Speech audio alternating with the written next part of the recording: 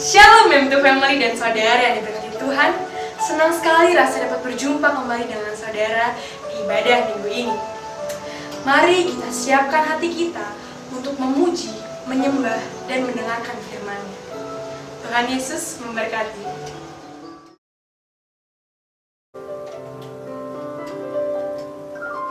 Sebelum kita mendengarkan firman Tuhan, mari Bapak Ibu semuanya, kita akan memuji menyembah Dia. Mari kita buka hati kita di hadapannya. Mari kita mulai menyembah Dia. Haleluya, haleluya. Haleluya, kami sembah. Terima kasih Yesus, kami bersyukur. Haleluya. Terima kasih, kami mau menyenangkan-Mu, kami mau sembah Engkau Tuhan. Hadirat-Mu Tuhan memenuhi kami.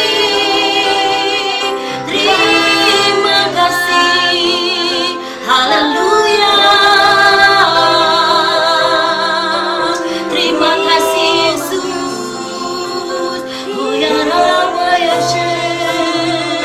Mari terus menyembah Dia, tinggikan Dia, sembah Dia, sembah Yesus, sembah, haleluya. Kami muliakan Engkau, sebab Engkau Raja, sebab Engkau Tuhan. Haleluya, glory. Mari kita memuji Tuhan. Mari kita angkat pujian ini di hadapan Tuhan. Roh-Mu yang hidup penuhiku, mengalir dalamku. Jiwaku tenang bersama-Mu dalam naungan-Mu. Roh-Mu yang hidup, Roh-Mu yang hidup penuhiku, mengalir dalamku. Jiwaku tenang bersama-Mu dalam naungan. Ku buka hati, ku buka hati untuk jalan-Mu, berserah penuh di hadirat-Mu. Kau ambil alih seluruh hidupku, di altar-Mu menyembah-Mu. Katakan Roh-Mu yang hidup, Roh-Mu yang hidup penuhiku, mengalir dalamku. Jiwaku Tuhan, jiwaku tenang bersama-Mu dalam naungan.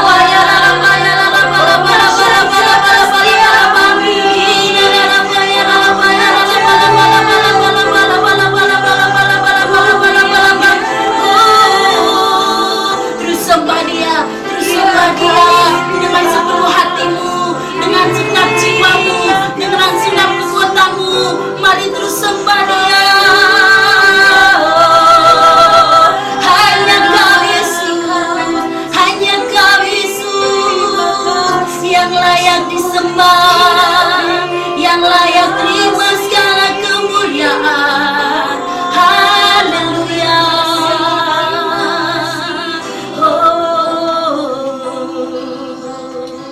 Kami nikmati Engkau, kami nikmati kehadiran-Mu, Yesus yang baik. Haleluya.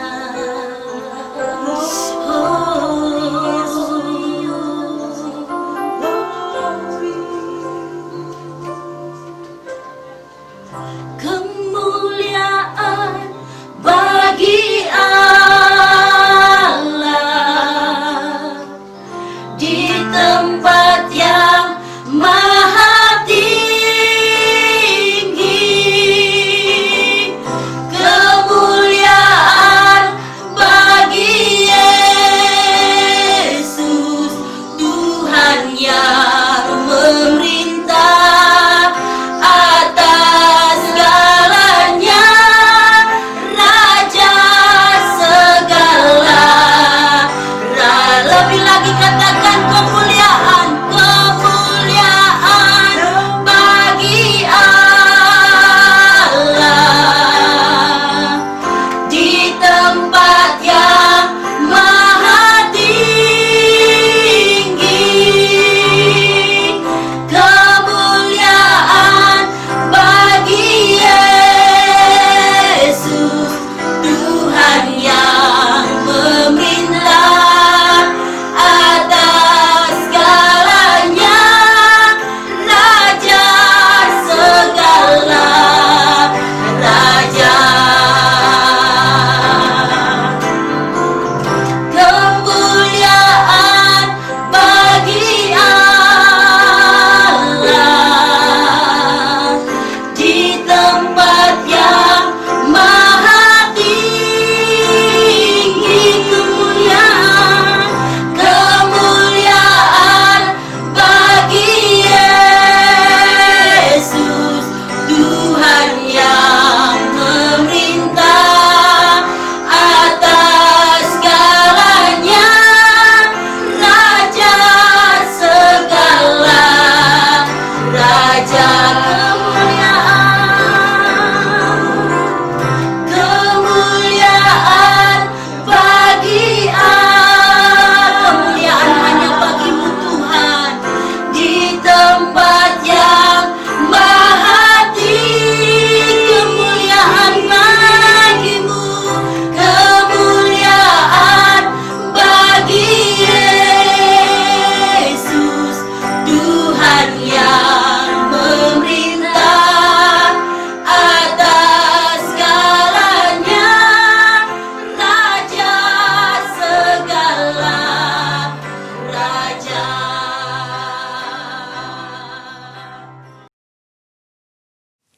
Shalom semuanya. Setelah Tuhan Yesus bangkit, maka selama 40 hari Tuhan Yesus menampakkan diri kepada lebih dari 500 murid-muridnya. Setelah itu dengan disaksikan murid-muridnya, Tuhan Yesus naik ke sorga. Saya percaya kalau kita ada di sana waktu itu, pasti kita akan seperti murid-murid Tuhan Yesus. Mereka pada waktu itu heran. Tuhan Yesus lebih tinggi dari biasanya. Mereka melihat ke bawah, ternyata kaki Tuhan Yesus sudah tidak menyentuh tanah lagi. Perlahan, tapi pasti, Tuhan Yesus terangkat ke sorga. Makin lama makin kecil, sampai ada awan yang menutupi dan hilang dari pandangan mata. Mereka dengan terheran-heran memandang ke langit. Sementara itu ada 2 orang yang berpakaian putih di dekat mereka dan berkata kepada mereka, "Hai orang-orang Galilea, mengapa kamu berdiri melihat ke langit? Yesus ini yang terangkat ke sorga meninggalkan kamu, akan datang kembali dengan cara yang sama seperti kamu melihat dia naik ke sorga." Dari ayat ini saya percaya kalau yang melihat Tuhan Yesus naik ke sorga adalah murid Tuhan Yesus, maka yang akan melihat Tuhan Yesus turun dari sorga untuk mengangkat umatnya adalah murid Tuhan Yesus. Tuhan Yesus sekarang berada di sorga. Di dalam Yohanes 14 ayat 1 sampai dengan 3 tertulis bahwa Tuhan Yesus menyediakan tempat bagi kita. Sesuai dengan Ibrani 7 ayat 25, Tuhan Yesus menjadi pendoa syafaat bagi kita supaya kita selamat secara sempurna. Dan sesuai dengan Kisah Para Rasul 1 ayat 8, Tuhan Yesus mencurahkan Roh Kudus bagi kita. Sesuai dengan Yohanes 14 ayat 1 sampai dengan 3, Tuhan Yesus berkata bahwa Dia akan ke sorga untuk menyediakan tempat bagi kita. Setelah menyediakan tempat bagi kita, Tuhan Yesus akan datang kembali untuk membawa kita ke sorga. Dan kita akan bersama-sama dengan Tuhan Yesus selama-lamanya. Kita percaya bahwa kedatangan Tuhan Yesus yang kedua kali sudah sangat-sangat dekat. Tuhan Yesus berkata dalam Lukas 21 ayat 25 sampai dengan 28 bahwa salah satu tanda menjelang kedatangan Tuhan Yesus kembali adalah akan terjadi di mana orang akan mati ketakutan karena kecemasan berhubung dengan segala yang menimpa bumi ini. Mirip dengan apa yang nanti akan terjadi saat kedatangannya kembali. Bukankah kita saat ini melihat bahwa ciri-ciri serangan COVID-19 ini adalah membuat orang ketakutan, khawatir yang berlebihan, dan panik? Ternyata banyak orang-orang yang ketakutan pada hal-hal lain ketimbang kepada COVID-19 itu sendiri. Kalau keadaan ini berlarut-larut, maka akan banyak orang yang mati ketakutan karena kecemasan ketimbang mati karena COVID-19 itu sendiri. Tuhan Yesus berkata kepada kita, bangkitlah dan angkatlah mukamu, sebab penyelamatanmu sudah dekat. Kita harus bangkit, mengangkat muka kita, dan jadi pemenang. Sebab penyelamatan kita sudah dekat. Yang artinya kedatangan Tuhan Yesus yang kedua kali untuk mengangkat gerejanya sudah sangat-sangat dekat. Kita harus menjadi pemenang. Menang terhadap dosa, menang terhadap iblis, menang terhadap daya tarik dunia, menang terhadap kedagingan kita. Sebab hanya para pemenang yang masuk surga. Roma 8 ayat 37 berkata, tetapi dalam semuanya itu, aku lebih daripada orang-orang yang menang.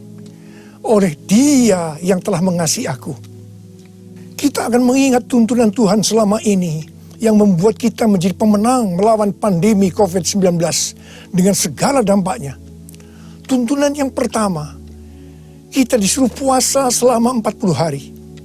Kemudian ditambah 51 hari lagi, yaitu sampai dengan tanggal 30 Mei 2020. Tuntunan yang kedua, kita harus melakukan seperti yang tertulis dalam 2 Tawarikh 7 ayat 14, yaitu kita harus merendahkan diri, berdoa, mencari wajah Tuhan, serta berbalik dari jalan-jalan yang jahat. Tuntunan yang ketiga, gereja harus membuat mezbah doa, pujian dan penyembahan dengan membayar harga, yaitu gereja harus bersatu. Gereja tidak boleh saling menjelekkan, gereja tidak boleh saling menyerang, gereja tidak boleh saling menghakimi, gereja tidak boleh saling menuduh. Dan tuntunan yang keempat, kita diminta untuk memperkatakan Mazmur 91 karena kita percaya. Dan tuntunan yang kelima, kita diminta untuk menghardik COVID-19 dan badai krisis ekonomi dengan berkata, diam, tenanglah di dalam nama Tuhan Yesus. Dan tuntunan yang keenam, kita berdoa agar nubuatan para nabi tentang COVID-19 digenapi. Dan tuntunan yang ketujuh, kita harus lebih banyak berdoa dan memuji dan menyembah Tuhan. Dan tuntunan yang kedelapan, kita harus memberi, kita harus menabur. Dan tuntunan yang kesembilan, kita mengikuti protokol kesehatan pemerintah terkait COVID-19, yaitu physical distancing. Di rumah saja, memakai masker, mencuci tangan dengan benar, dan meningkatkan imunitas tubuh. dampak pandemi COVID-19 saat ini adalah kita mulai memasuki krisis ekonomi dunia, termasuk Indonesia. Ini yang benar-benar harus kita doakan, karena ini bisa memicu krisis sosial. Tuhan sudah memberikan cara supaya kita menang terhadap dampak krisis ekonomi, yaitu dengan cara kita harus memberi, kita harus menabur. Saya ingatkan bahwa memberi dan menabur itu bukan hanya untuk orang yang kelebihan uang, tetapi juga untuk orang yang kekurangan uang, supaya berkat Tuhan turun ke atas kita. Sebab Alkitab berkata, berilah, maka engkau akan diberi.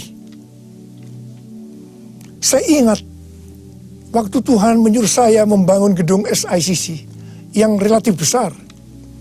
Keuangan yang ada jauh lebih kecil dibandingkan dengan biaya yang harus dikeluarkan. Setiap kali akan membayar termin, selalu dengan pergumulan yang berat. Sebiasanya Tuhan izinkan last minute, baru ada uang untuk membayar. Jadi setiap kali kita empot-empotan. Kita hanya bergantung kepada Tuhan, karena kita tidak tahu bagaimana caranya untuk mendapatkan uang itu. Pada suatu hari, di tengah-tengah keadaan kita yang seperti itu, Tuhan menyuruh saya untuk melakukan kebaktian kesembuhan ilahi. Tuhan memerintahkan kepada saya seperti ini. Kamu pergi ke kota-kota di mana aku akan tunjuk. Kalau kamu tiba di kota itu, ajak gereja-gereja untuk membawa orang-orang miskin, orang-orang sakit, orang yang tidak punya uang untuk ke dokter. Pada saat itu belum ada BPJS. Dan orang yang tidak punya pengharapan. Sebab aku akan menyembuhkan mereka. Dan biayanya kamu yang harus mengusahakannya sendiri. Terus terang saya tidak bisa mengerti akan tuntunan ini. Karena di tengah-tengah kita memerlukan uang untuk membangun SICC. Sekarang kita harus mengusahakan uang untuk biaya kebaktian kesembuhan ilahi, di mana ini jumlahnya relatif besar. Saya bertanya kepada Tuhan, bagaimana cara untuk mendapatkan uang itu? Dan Tuhan memberikan tuntunan. Tuntunan pertama, saya yang pertama-tama harus menabur. Seperti Daud waktu mempersiapkan pembangunan Bait Allah. Pertama-tama Daud sendiri secara pribadi yang menabur. Jadi pada waktu itu, saya merekam lagu-lagu saya dengan biaya sendiri. Dan hasil penjualan CD, semuanya saya serahkan untuk pembangunan SICC. Dan tuntunan yang kedua, Tuhan menyuruh saya untuk mengumumkan kepada jemaat untuk menabur. Tuhan berkata, siapa yang menabur untuk SICC, aku akan memberkati bukan hanya secara materi saja, tetapi juga kesembuhan, pemulihan, mujizat, dan lain-lain. Ternyata ketika jemaat mulai menabur, mereka mengalami janji Tuhan. Mereka juga mulai bersaksi, dan makin banyak jemaat yang menabur. Jadi SICC ini dibangun tidak melalui penggalangan dana, tidak melalui pinjaman bank, dan sampai terakhir tidak ada hutang. Haleluya! Tuhan Yesus baik. Karena itu, mari saya mau mengajak saudara-saudara semua untuk kita menabur bagi mereka yang terdampak pandemi COVID-19 itu. Seperti yang tertulis dalam Amsal 14 ayat 21b yang berkata, berbahagialah orang yang menaruh belas kasihan kepada orang yang menderita.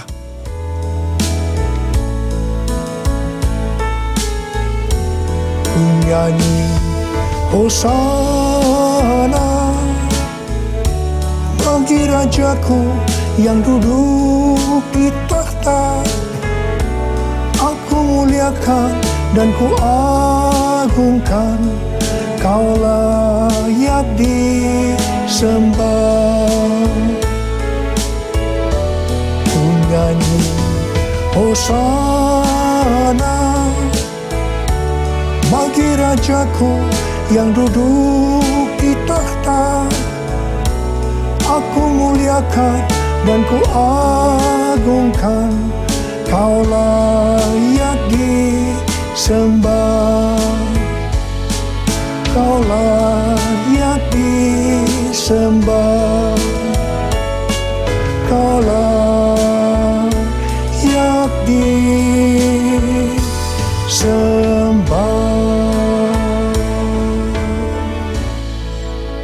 Ketika Tuhan Yesus akan naik ke sorga, Dia memberikan pesan yang terakhir kepada murid-muridnya. Ada berapa banyak murid Tuhan Yesus di tempat ini? Boleh angkat tangan. Berarti ini juga pesan buat kita semua. Katakan amin.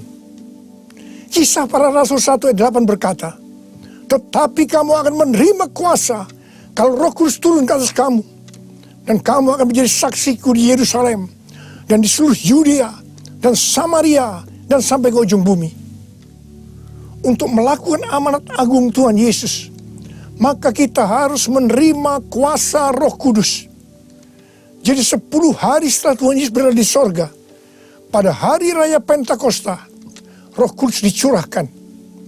Murid-murid Tuhan Yesus dipenuhi Roh Kudus dengan tanda awal berbahasa roh. Dan mereka melakukan amanat agung Tuhan Yesus. Ini yang Tuhan sebutkan sebagai Pentakosta pertama. Pentakosta pertama ini dahsyat. Mengapa? Sebab dalam kurun waktu 100 tahun, 70% dari dunia yang dikenal waktu itu menjadi Kristen. Jadi Pentakosta pertama itu dahsyat. Pertanyaannya, apakah amanat agung Tuhan Yesus sudah selesai? Belum. Belum. Karena itu, pada tahun 1906, Tuhan mencurahkan Roh Kudus di Azusa Street. Seorang hamba Tuhan yang bernama William Seymour dipakai Tuhan. Ini yang Tuhan sebutkan sebagai Pentakosta yang kedua. Pentakosta kedua ini dahsyat. Mengapa? Sebab menurut Gordon Conwell Theological Seminary, bahwa 77,9% dari kekristenan yang ada saat ini dimulai dari awal tahun 1900. Berarti itu dimulai dari peristiwa di Azusa Street ini. Jadi Pentakosta kedua ini dahsyat. Pertanyaannya, apakah amanat agung Tuhan Yesus sudah selesai? Belum. Belum. Tahun 1909, William Seymour bernubuat bahwa kira-kira 100 tahun ke depan, itu berarti hari-hari ini, Roh Kudus akan dicurahkan lebih dahsyat dibanding di Azusa Street. Dikatakan bahwa gerakan ini tidak akan berhenti sampai Tuhan Yesus datang kembali. Jadi ini adalah pencurahan Roh Kudus yang terakhir sebelum Tuhan Yesus datang kembali. Tahun 2013, Tuhan memberikan nama peristiwa pencurahan Roh Kudus ini sebagai Pentakosta yang ketiga. Dengan adanya Pentakosta yang ketiga ini, amanat agung Tuhan Yesus akan selesai dan Tuhan Yesus akan datang kembali. Dalam acara Trumpet Call tanggal 15 April 2020 di Indonesia, Cindy Jacob dan Chuck Pierce bernubuat untuk Indonesia. Cindy Jacob bernubuat bahwa setelah COVID-19 selesai, Tuhan Yesus akan mencurahkan Roh Kudus secara besar-besaran atas Indonesia, yaitu Pentakosta yang ketiga. Kalau Pentakosta pertama terjadi di kamar loteng Yerusalem, Pentakosta kedua terjadi di Los Angeles, Azusa Street, maka Pentakosta ketiga terjadi di Indonesia. Haleluya! Akan terjadi lambatan Tuhan yang terbesar di Indonesia. Dan Tuhan Yesus berkata, siapkan dirimu untuk pencurahan Roh Kudus besar-besaran. Roh Kudus akan melanda dengan dahsyat mulai dari timur ke barat. Bersiaplah untuk memasuki era Pentakosta ketiga. Chuck Pierce bernubuat bahwa Tuhan sedang membawa pasukan Tuhan di Indonesia memasuki musim yang baru, yaitu menyiapkan lumbung-lumbung untuk menampung tuaian jiwa-jiwa. Tuhan sedang menyiapkan penuaian global. Penuaian terbesar akan terjadi di seluruh Indonesia. Dan Tuhan memberitahu kepada saya agar memeriksa barisan dari kul. Pemuritan akan terjadi di kul. Dan saya minta, sekali lagi saya mau katakan, saya minta agar saudara-saudara bergabung dalam kul. Mari, saya akan berdoa agar Roh Kudus dicurahkan memenuhi kita semua. Dan untuk memberikan kepada kita kuasa untuk melakukan amanat agung Tuhan Yesus. Mari, saya ajak saudara untuk menyanyikan lagu ini bersama-sama. Curahkanlah kuasa-Mu Tuhan, mujizat terjadi di tempat ini. Curahkanlah kuasa-Mu Tuhan, mujizat terjadi sekarang ini. Curahkanlah kuasa-Mu Tuhan, mujizat terjadi di tempat ini. Curahkanlah kuasa-Mu Tuhan, mujizat terjadi sekarang ini. Mujizat terjadi sekarang ini. Mujizat terjadi sekarang ini.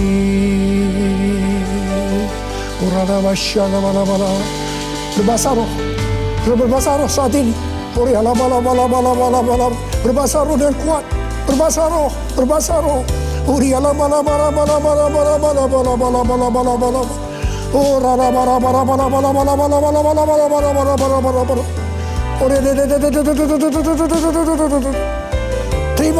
Terima kuasa. Terima kuasa. Terima kuasa. Roh Kudus sedang dicurahkan. Api Pentakosta ketiga sedang turun saat ini. Terima kuasa. Terima kuasa untuk menjadi saksi Yesus, untuk melakukan amanat agung Tuhan Yesus. Terima.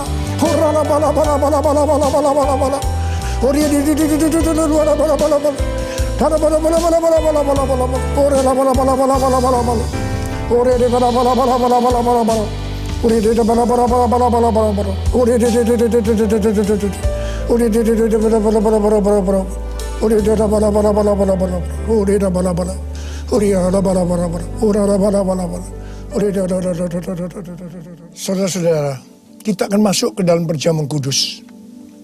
Kita akan mengingat ayat ini.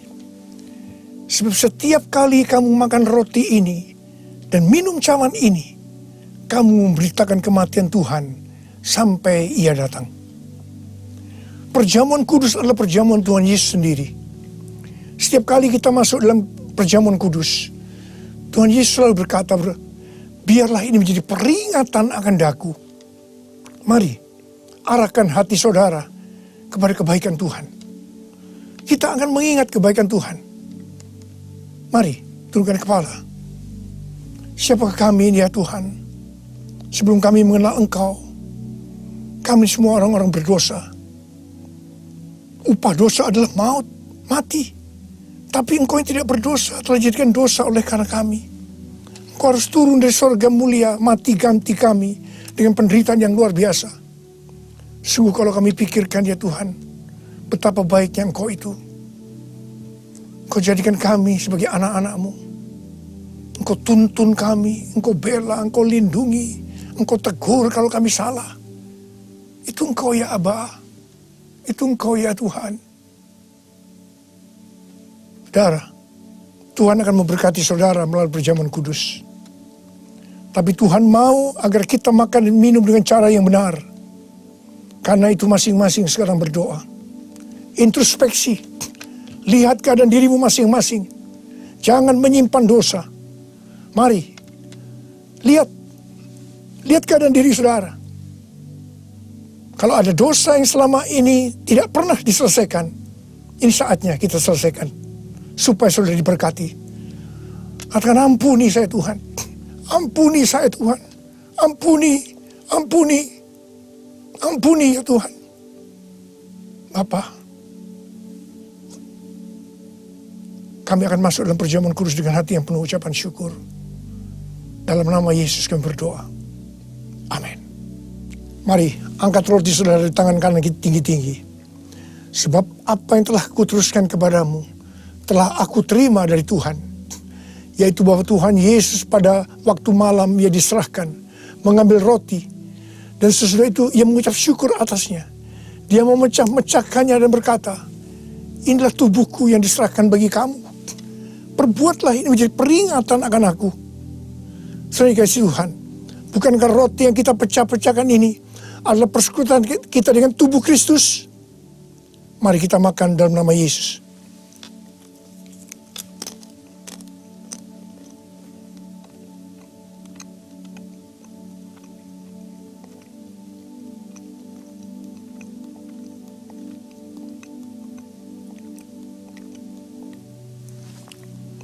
Mari, angkat cawan di tangan kanan saudara tinggi-tinggi. Demikian juga ia mengambil cawan sesudah makan lalu berkata, cawan ini adalah perjanjian baru yang dimeteraikan oleh darahku. Perbuatlah ini setiap kali kamu meminumnya menjadi peringatan akan aku. Saudara kasih Tuhan, bukankah cawan pengucapan syukur yang atasnya kita ucapkan syukur adalah persekutuan kita dengan darah Yesus? Mari kita minum dalam nama Yesus.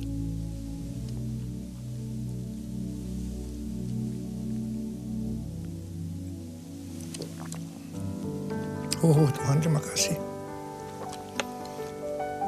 Katakan terima kasih. Dengan suara, ucapkan terima kasih kepada Tuhan.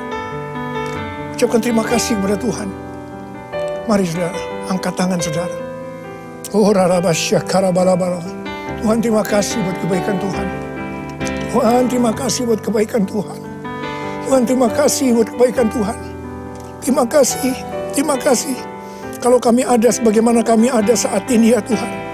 Semua karena kemurahan Tuhan. Tuhan terima kasih. Berkat-Mu melimpah buat anak-anak-Mu. Terima kasih buat penjagaan-Mu selama ini. Perlindungan-Mu terhadap anak-anak-Mu ya Tuhan.